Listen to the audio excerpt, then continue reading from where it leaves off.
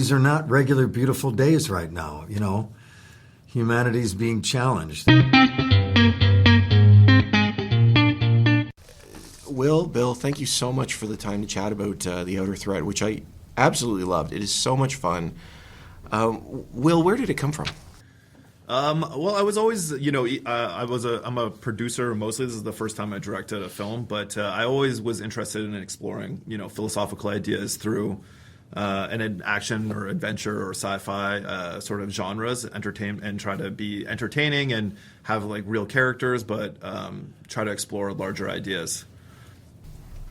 Well, I mean, you certainly get a chance to do that here, and Bill, in your scene, it's so pivotal and so important to the film. And I love your character. You are known for playing the heel, if you will, or bad guy in some of your incredible roles. Misunderstood, buddy. Misunderstood. Well, that's what I'd like to know about you. Forgive me, I forget the character's name. Sam. Is Sam a good guy? Yes. I mean, I believe Sam when he says, this is why I came up here. I wanted to be with people. I wanted to see people. I wanted to, feed people. On a regular, beautiful day, but these are not regular, beautiful days right now, Humanity's being challenged. These people are in circumstances where they don't know. There's a big unknown there. And what do you do? And that's part of... I think that's why this whole little sequence with Sam is in the film, so it's a lot of plate spinning for this guy. Well, with that being said, one of the things that I think Sam says that's so interesting is he says, "I think deep down we're all rotten," which is a bold statement. I would love to know, and it comes up more than once in this film. For you both, do you think that's true, or how do we find the goodness in humanity? Oh. Well, you'd probably answer this different 10 years ago. But no, I do believe that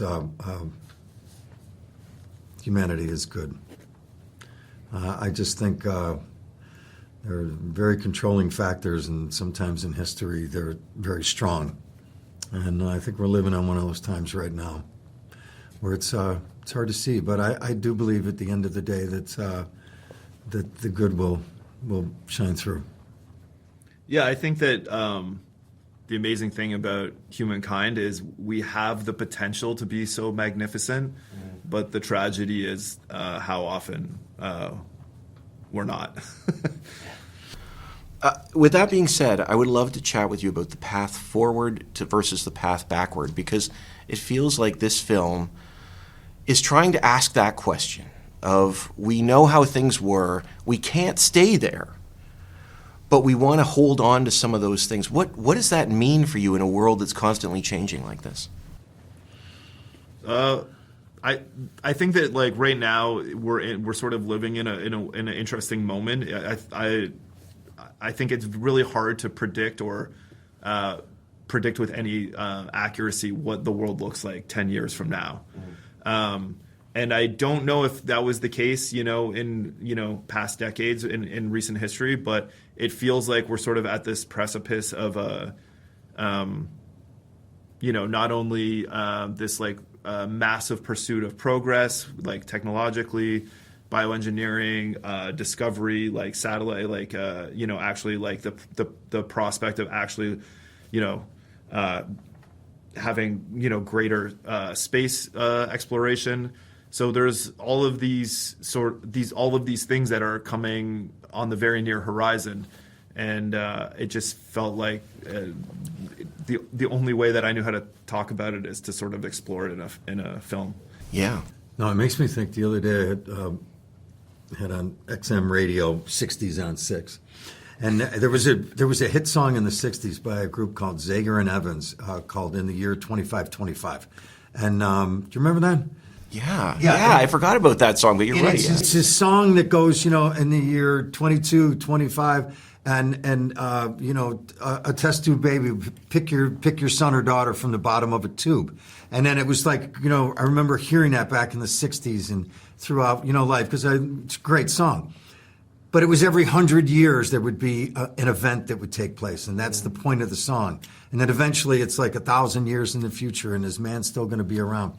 The world has accelerated at a pace in the last 10 years, 5 years, that just like you said, Will, I don't know who can see what's coming at the speed of which it's coming. It feels like you're adjusting to what's happening right now. And by the time you even begin to adjust it or comprehend it, it's gone and it's changed. Who knows? I find it a little scary. Especially even taking it back into for young actors. I've said it 100 times. I'm glad I'm not 28 years old right now. Who the hell knows what's going to happen with young actors and AI and the changes that are happening? Will you even need to act the same way, or is it going to be under a whole new format? I don't know. It's crazy. Yeah, I agree with you that things have changed so fast, and they continue to change. It's such a fascinating tension, and like you mentioned this with AI and acting. What does that look like? Who knows? This world is constantly moving and changing at that rate. It's interesting too, because it's like I always, whatever bad decisions, even with the development of nuclear weapons, whatever bad decisions humanity was going to make, or good ones, it was at least going to be confined to our little floating rock, Whereas now there's this development of a super intelligence that's trained by us that is going to inherit some of our, good habits, hopefully, and some of our bad ones as well. And it's an inorganic, consciousness that can be fired out into space and travel light years away and survive with, whatever. And it's just this idea that we could transmit some of our sort of rotten nature, not just throughout the communities on Earth, but into the into other solar systems is a I don't know. It's a terrifying. I don't know. It gives me a lot of anxiety, but I don't know where I was going with that. Just makes me want to go fishing. Exactly, but it's also that's the thing. It's all you can do is stare enjoy at the bobber. Yeah. What would that be? Are you a fisherman? I mean, I do like to fish. I don't do it enough. It's the thing that I keep threatening with my wife. It's I'm going fishing. Yeah. No, you're not. You're going to work. Well, that being said, I mean, the film, we're talking about the threats and the outer threat. But this is not a film that ends on a negative note. I don't want to say too much.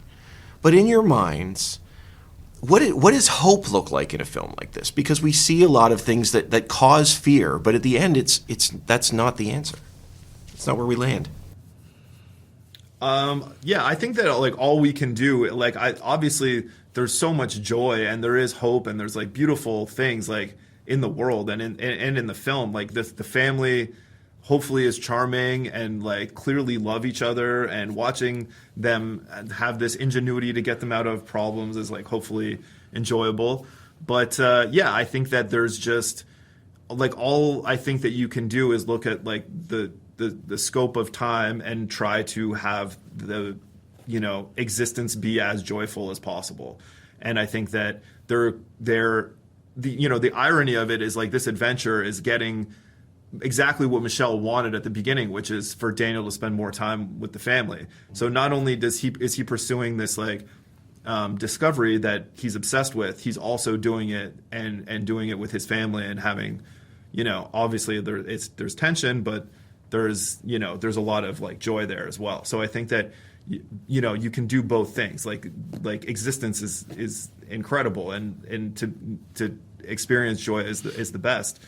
But there's obviously these threats that are on the horizon that have the potential to sap significant joy from the future.